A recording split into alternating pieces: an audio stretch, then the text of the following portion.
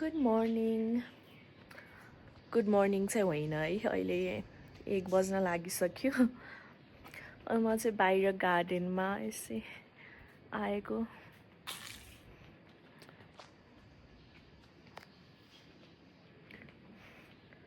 अनि एकदम घाम छ आज चाहिँ।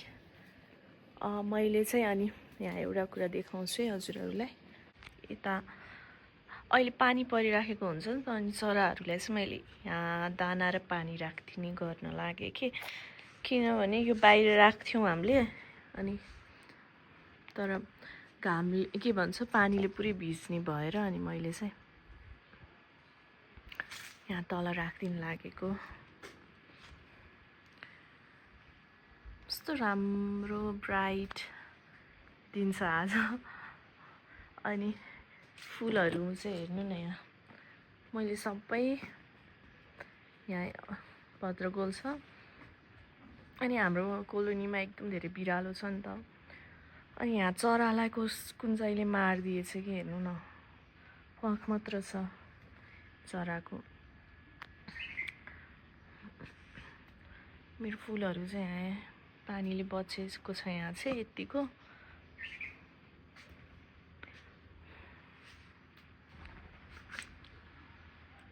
म चाहिँ अझै पनि नाइट ड्रेसमा छु। अनि अस्ति रोपेको चाहिँ राम्रो भएको छ, तर अरू थियो नि मैले जुन जिनियाज रोपेको थिएँ नि, सबै खुम्रेले खाइदिएर मैले चाहिँ अर्को ठाउँमा सारिसकेँ जो जति बाँचेको थियो।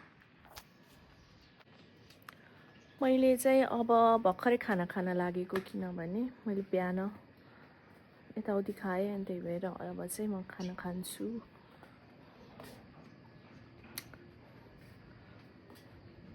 भित्र जान्छु अनि अब मैले खानामा के खान्छु आज देखाउँछु हजुरहरूलाई। टिम चाहिँ यहाँ छ है, भाग्यो। टिम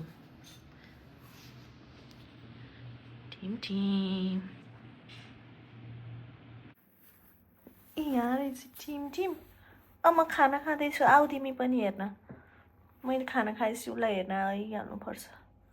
अब हेर्नु यहाँ आउँछु माथि। आऊ माथि, आऊ माथि, आऊ हेर्नु। अब मैले खाना लागेपछि ऊ सधैँ अगाडि बस्छ कि, उसको जहिले पनि थियो है।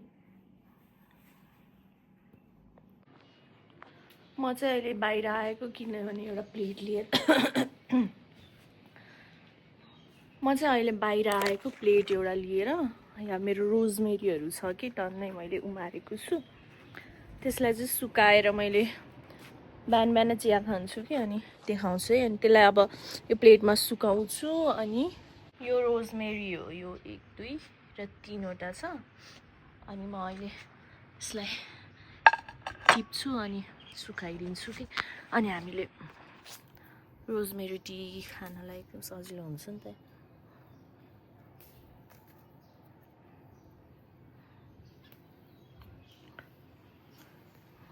हातले मैले चुराल्दैछु। मैले चाहिँ यति टिपेर राखेँ। अब यसलाई धुन्छु अनि यसलाई सुकाइदिन्छु। 1 2 दिनमै सुक्छ मेरो माथिको स्टुडियोमा त, किनभने त्यहाँ एकदमै घाम छ कि। अनि पहिला यसलाई म राम्रोसँग धुनुपर्छ, अनि बल्ल है। मैले चाहिँ यसलाई पुरै राम्रोसँग धोएर यो प्लेटमा राखेको छु। अनि मेरो स्टुडियोमा लगेर राख्छु, किनभने एकछिनमै सुक्छ। यस्तो ग्रिन हाउस जस्तो छ त्यहाँ, कस्तो गर्मी छ यहाँ। मैले चाहिँ यहाँ राखिदिएँ। अब यो 1 2 दिनमा सुक्छ होला। अनि यस्तो गर्मी छ यो कोठामा। हजुरहरूलाई चाहिँ मेरो स्टुडियो पनि देखाउँछु ल, के भइरहेको छ यहाँ, के गर्दैछु, के पेन्टिङ गर्दैछु, म सबै देखाउँछु। मैले चाहिँ यहाँ एउटा यो पेन्टिङमा काम गर्दैछु।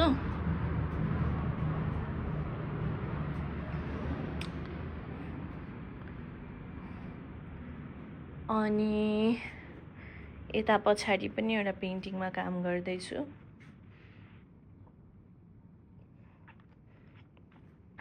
त्यही हो, यही दुईटामा मात्र।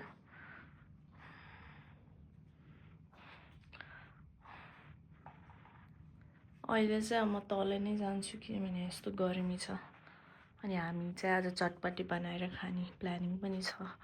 त्यही भएर अगाडि चाहिँ त्योभन्दा अगाडि म टिमलाई देखाउँछु। टिम यहाँ क्लोजेटमा सुत्छ आजकल धेरै। टिम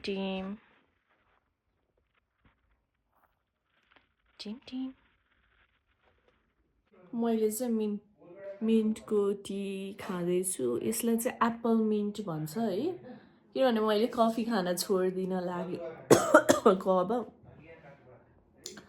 म सकेसम्म अब कफी नखाने सोचेको छु, तर थाहा छैन के हुन्छ। तर त्यही भएर कफीको अल्टरनेटिभ चाहिँ अहिले मैले यो खाँदैछु। अनि अब चाहिँ हामी चटपटी बनाउन लागेको हो। मलाई चाहिँ चटपटी खान एकदमै मनपर्छ, त्यही भएर आज चाहिँ हामी घरमै बनाउने। हजुरहरूलाई देखाउँछु ल म कसरी बनाउँछु भनेर।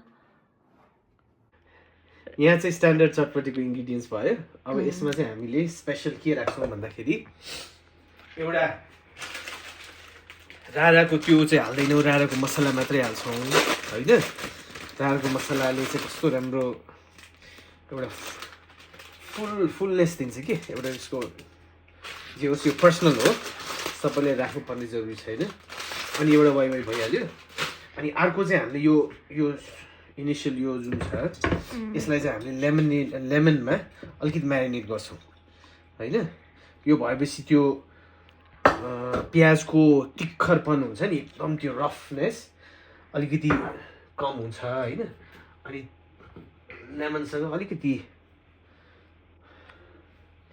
सल्ट हाल्छौँ।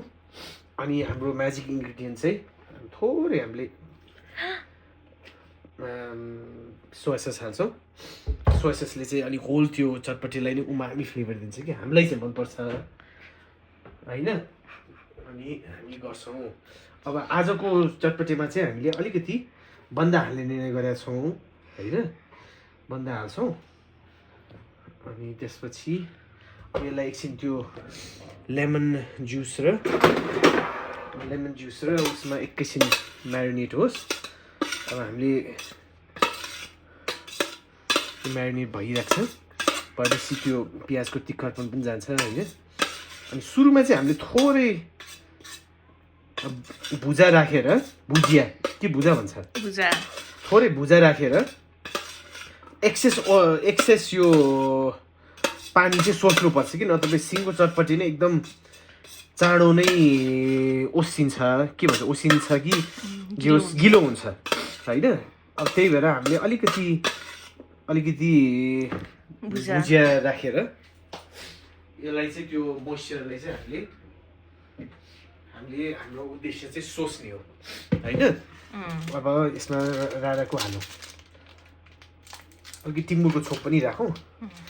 टिमुरको छोपले पनि राम्रै एडिसन हो, राख्नु नराखे पनि हुन्छ, तर टिमुरको छोप राखौँ। कस्तो मिठो बास्ना आयो टिमुरको छोपले।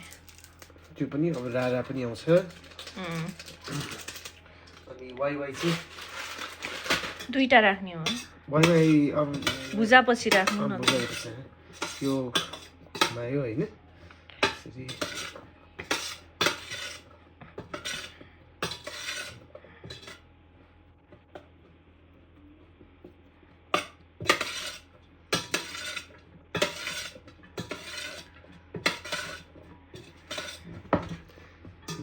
मिक्स भयो। अब त्यतिकै बस्छ। अनि यो चाहिँ थोरै भुजा चाहिँ खालि त्यो एक्सेस मोइस्चरले यो इनिसियल भुजाले सबै सोच्छ कि सोचेपछि हाम्रो मेन चटपटी चाहिँ इट वन्ट बी एज गिलो एज के भन्छ, एकदमै भिजेको भनौँ न। हामीलाई त चुरुम चाहिन्छ नि त, भुजा पनि चुरुम भइदियो राम्रो होइन।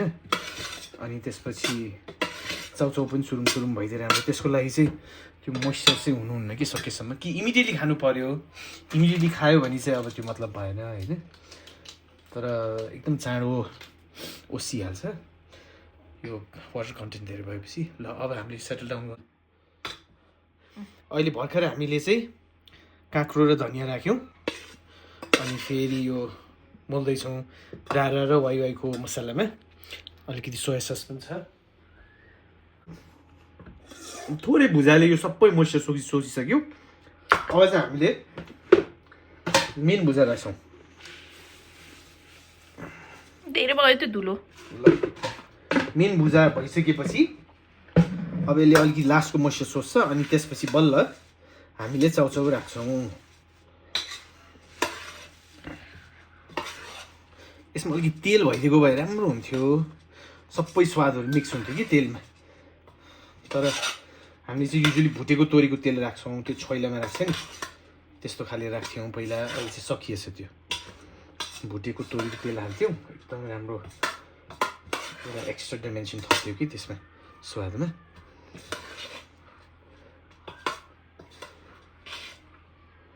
ल अब हामीले यसमा चाउचाउ राख्छौँ। अब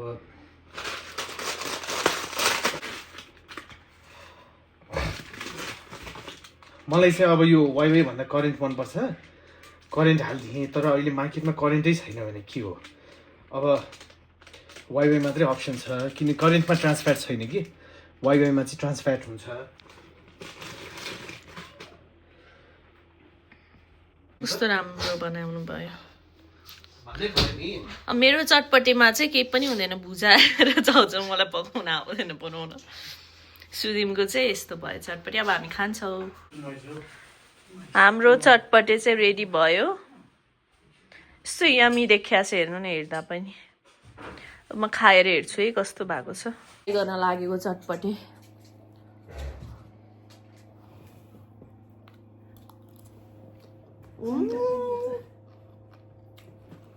यस्तो यमी छ।